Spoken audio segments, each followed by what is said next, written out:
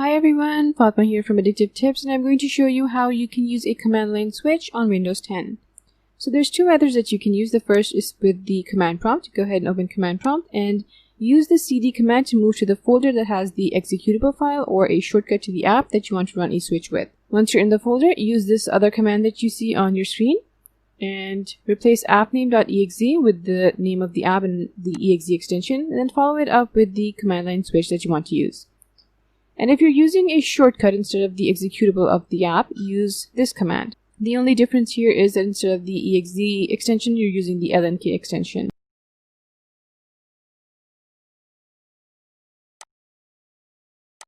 Now the second method requires that you modify a shortcut to the app that you want to run with a switch. So first you need to create a shortcut for the app. Once you have the shortcut, right-click it and select Properties from the context menu. Go to the Shortcut tab and click inside the target field. At the end of this address that you see, add one space and then add 2 dashes and then enter the switch that you want to use. Click Apply and then close the Properties window.